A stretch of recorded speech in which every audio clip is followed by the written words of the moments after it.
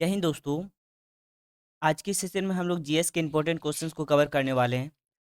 दोस्तों, जैसे कि हम लोग जानते हैं कि प्रत्येक दिन हम लोग 30 एमसीक्यू क्वेश्चंस को कवर करते हैं, जो कि हर एक एग्जाम के लिए इंपॉर्टेंट रहने वाला है। तो चलिए शुरू कर लेते हैं। देखिए, क्वेश्चन आप लोग के सामने है कि कोलेकैल्सिफेरॉल रासायनिक यौगिक का सामान्य नाम है। कोलेकैल्सिफेरॉल जो है वो किस विटामिन के रासायनिक नाम है? विटामिन डी का, विटामिन बी, सी, या फिर हड्डी कैल्शियम। इनका रासायनिक नाम है कोलेकैल्सिफेरॉल। तो देखिए, इस क्वेश्चन का राइट आंसर हो जाएगा विटामिन डी, कैल्सिफेरॉल। याद रखिएगा, नाम बहुत ही इंपॉर्टेंट है। अगला क्वेश्चन देखिए, विटामिन ई का रासायनिक नाम क्या है? विटामिन ई का रासायनिक नाम टोकोफेरॉल, पारिडॉक्सिन, रेटिनॉल, या फिर रिबोफ्लेविन। विटामिन ई का साइंटिफिक नेम अगर देखा जाए तो वो है टोकोफेरॉल। टोकोफेरॉल याद रखिएगा। रेटिनॉल अगर देखा जाए तो ये विटामिन ए का साइंटिफिक नेम हुआ। टोकोफेरॉल विटामिन ई का साइंटिफिक नेम। अगला क्वेश्चन देखिए, विटामिन ई विशेषतः किसके लिए महत्वपूर्ण है? दांतों के विकास के लिए, उपकला ऊतकों के सामान्य स्वास्थ्य के लिए, या लिंग ग्रंथियों की सामान्य क्रिया में, या कार्बोहाइड्रेट उपापचयन के लिए।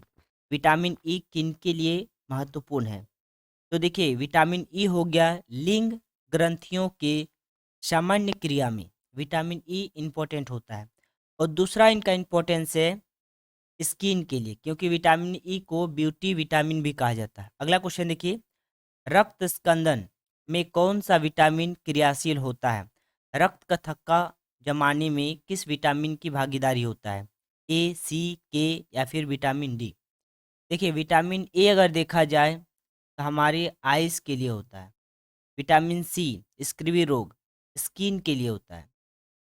एक स्किन हो गया, और दूसरा है मसूड़ों के लिए।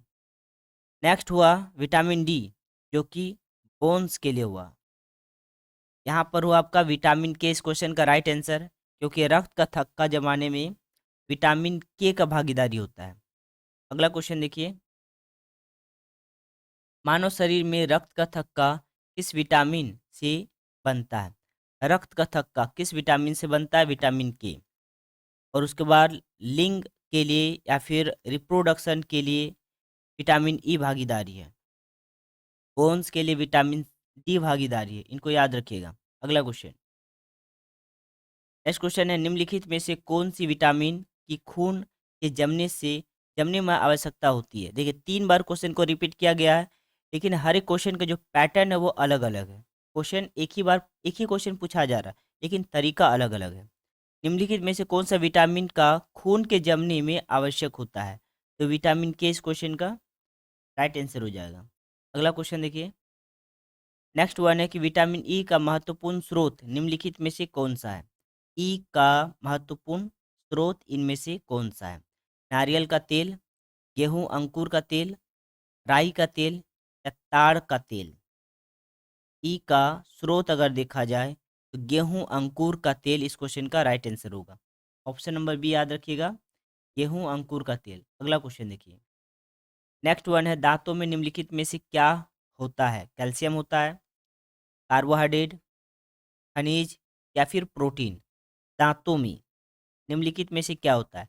तो देखिए, दांत जो है वो कैल्शियम से बना होता है। कैल्शियम इस क्वेश्चन का राइट आंसर हो जाएगा, ऑप्शन नंबर ए। अगला क्वेश्चन देखिए, निम्नलिखित में से किस तत्व का संबंध दांतों की विकृति के साथ है? दांतों का सड़ना या खराब हो जाना, ये किस तत्व के कारण होता है? फ्लोरीन के कारण, ब्रोमीन, आयोडीन, या फिर क्लोरीन के कारण होता है। तो देखिए, दांतों का क्षरण होना या दांतों का खराब होना ये फ्लोरीन के कारण होता है। ठीक है, पानी में या भोजन में अधिकतर फ्लोरीन पानी के कारण ही दांतों में क्षरण होता है। अगला क्वेश्चन देखिए, हृदय का धड़कन को नियंत्रित करने के लिए निम्न में से कौन सा खनिज आवश्यक है? ठीक है, हार्ट बीट के लिए कौन सा खनिज आवश्यक है? गंधक, पोटेशियम, लोहा, या फिर सोडियम। हार्ट बीट के लिए पोटेशियम तत्व जो है वो आवश्यक होता है, याद रखिएगा। कौन सा खनिज आवश्यक है? पोटेशियम। अगला क्वेश्चन देखिए। नेक्स्ट क्वेश्चन है सागरीय खरपतवार किसका महत्वपूर्ण स्रोत है? सागरीय खरपतवार में क्या पाया जाता है? क्लोरीन, ब्रोमीन, आयोडीन या फिर लोहा? देखिए इस क्वेश्चन का राइट आंसर हो जाएगा आयोडीन। सागरीय खरपतवार में सबसे अधिक क्या पाया जाता है? तो आयोडीन पाया जाता है। नेक्स्ट वन, निम्नलिखित में से कौन आयोडीन का सर्वोत्तम स्रोत है? सर्वोत्तम स्रोत आयोडीन का, शैवाल, मूली, गेहूं या फिर सेम? देखिए आयोडीन का सर्वोत्तम स्रोत अगर देखा जाए तो वो आपका शैवाल है। ऑप्शन नंबर ए इस क्वेश्चन का राइट आंसर होगा, शैवाल। नेक्स्ट वन, उपस्थि तथा हड्डियों के निर्माण और संपोषण में आवश्यक तत्व होता है? कैल्शियम, जिंक, सिलिकॉन या फिर मैग्नीशियम? उपास्थि तथा हड्डियों के निर्माण के लिए तत्व कौन सा है? तो देखिए इसका राइट आंसर हो जाएगा कैल्शियम, क्योंकि हड्डी और उपास्थि कार्टिलेज ये दोनों कैल्शियम से ही बना होता है। अगला क्वेश्चन देखिए, कैल्शियम की आवश्यकता निम्नलिखित में से किस निर्मित है? तो किन के लिए कैल्शियम आवश्यक है? हड्डियों के विकास के लिए, खून जमने के लिए, मांसपेशियों के कार्य करने में, या उपरोक्त सभी? कैल्शियम, तो देखिए खून को जमने में भी कैल्शियम जरूरत होता है, हड्डी के विकास करने के लिए भी कैल्शियम, और मांसपेशियों के कार्य के लिए भी कैल्शियम की जरूरत पड़ती है। ठीक है, तो उपरोक्त सभी इस क्वेश्चन का राइट आंसर होगा, यानी कि ऑप्शन नंबर डी याद रखिए। अगला क्वेश्चन, नेक्स्ट वन, पालक के पत्तों में किसकी मात्रा सबसे अधिक पाया जाता है? आयरन, कार्बोहाइड्रेट, वसा या फिर विटामिन? पालक के पत्तियों में सबसे ज्यादा आयरन पाया जाता है, याद रखिएगा option number A iron. Next one, मनुष्य लोहा किससे प्राप्त करता है? आयरन किससे प्राप्त करता है? पालक से, मछली, दूध से या फिर पनीर से? अगर आयरन देखा जाए तो वो आपका पालक से प्राप्त करता है, ऑप्शन नंबर ए इस क्वेश्चन का राइट आंसर होगा, पालक। नेक्स्ट वन, लौह आवश्यक है शरीर के ऊतकों तथा ऑक्सीजन पहुंचाने के लिए, हेमोग्लोबिन व आरबीसी के निर्माण के लिए, सामान्य स्वास्थ्य बनाए रखने के लिए, या उपरोक्त सभी? लौह आवश्यक है, देखिए लौह आवश्यक है इनमें से सभी। क्लियर है, सभी इसका राइट आंसर होगा। अगला क्वेश्चन, नेक्स्ट क्वेश्चन है, निम्नलिखित में से कौन सा खाद्य स्रोत लोहे का सर्वोत्तम स्रोत है? लोहे का सर्वोत्तम स्रोत आयरन सबसे अधिक किसमें पाया जाता है? चावल में, नारंगी, गेहूं या फिर सेव? तो देखिए सेव इस क्वेश्चन का राइट आंसर होगा, सेव में सबसे अधिक आयरन पाया जाता है। अगला क्वेश्चन देखिएगा, इसमें भरपूर आयरन तत्व पाया जाता है? अंडे, हरी सब्जी, दूध या फिर नारंगी? आयरन सबसे अधिक तो हरी सब्जी में पाया जाता है। ठीक है, हरी सब्जी में सबसे अधिक आयरन पाया जाता है। नेक्स्ट क्वेश्चन देखिए, निम्नलिखित में से किस युग्म में सही सुमेलित नहीं है? इनमें से सही सुमेलित किसमें नहीं है? स्कार्बिक अम्ल, स्क्रिवी, ये सही है। विटामिन ए, वर्णांधता, ये भी सही है। विटामिन के, रक्त का जमना, ये भी सही है।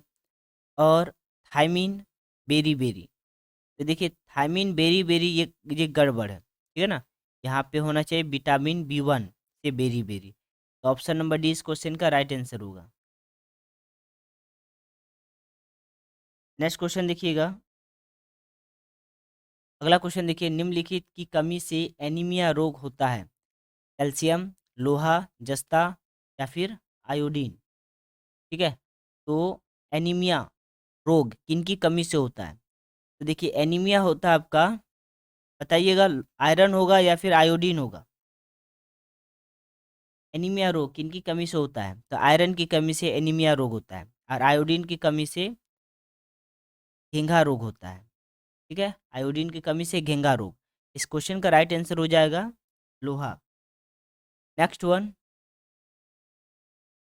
एक गिलास पानी पीने से कितनी कैलोरी मिलती है? एक गिलास पानी पीने से कितनी कैलोरी एनर्जी मिलती है? तो 0, 1, 2 या 3? देखिए एक गिलास पानी पीने से 0 कैलोरी ऊर्जा मिलती है।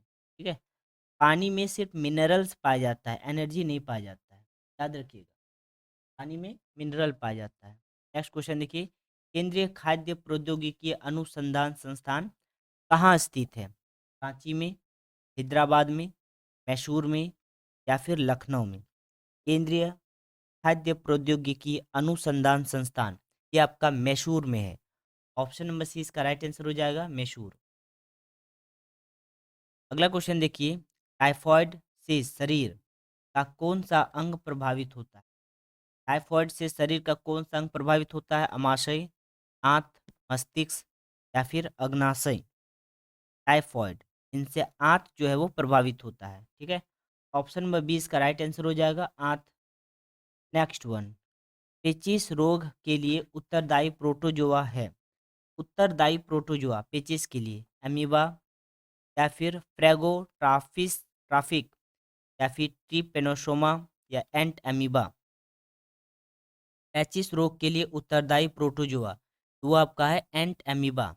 ऑप्शन नंबर 20 क्वेश्चन का राइट आंसर होगा एंट अमीबा। अगला क्वेश्चन, आंखों की दूरदृष्टि की बीमारी किसके कारण होती है? दूरदृष्टि जो होता है, देखिए दूरदृष्टि दोष में क्या होता है, दूर की वस्तु दिखाई देता है जबकि सामने की वस्तु दिखाई नहीं देता है। क्लियर है? तो ये किनके कारण होता है? नेत्र गोलक का छोटा होना, रेटिना का छोटा होना, पुतली का फैलना या उपयुक्त में से कोई नहीं। इसके कारण दूरदृष्टि दोष होता है। तो नेत्र गोलक किसी कारणवश छोटा हो जाता है, ठीक है, जिसके कारण दूरदृष्टि दोष जैसी प्रॉब्लम्स होता है। हैजा का क्या कारण है? विषाणु, फफूंद, शैवाल या जीवाणु? किनसे हैजा होता है? विषाणु, फफूंद, शैवाल या जीवाणु? तो देखिए इस क्वेश्चन का राइट आंसर हो जाएगा जीवाणु, ठीक है। जीवाणु से हैजा फैलता है। नेक्स्ट वन देखिए, एलिसा एलाइजा जांच, ये एलाइजा होगा जांच किस रोग की पहचान के लिए करती है? टीबी के लिए, पोलियो, एड्स या फिर कैंसर? एलाइजा टेस्ट किस रोग का पहचान के लिए किया जाता है? तो एड्स के लिए किया जाता है। एड्स का full form acquired immuno deficiency syndrome. और ये किनके कारण होता है? एचआईवी वायरस के कारण होता है, human immuno deficiency virus. Full form याद रखिएगा, इंपॉर्टेंट है। अगला क्वेश्चन देखिए, सेकंड लास्ट क्वेश्चन, केंद्रीय औषधि शोध संस्थान CDRI ये कहाँ स्थित है? हैदराबाद में, लखनऊ, मैसूर या फिर नागपुर? तो देखिए केंद्रीय औषधि शोध संस्थान ये आपका लखनऊ में है। ऑप्शन नंबर 20 का राइट आंसर हो जाएगा Lucknow. Last question, avian influenza यानी कि जो बर्ड फ्लू है, विषाणु को निम्नलिखित में से निरूपित किया जाता है। तो बर्ड फ्लू के लिए कौन सा विषाणु उत्तरदायी है? उस विषाणु का नाम क्या है? N1, H5, H5N1, NH51 या 51 या NH15? तो देखिए इसका राइट आंसर हो जाएगा H5N1, ठीक है। H5N1 याद रखिएगा, इंपॉर्टेंट क्वेश्चन है, बर्ड फ्लू का वायरस का नाम। चलिए दोस्तों मिलते हैं नेक्स्ट क्लास। Thank you.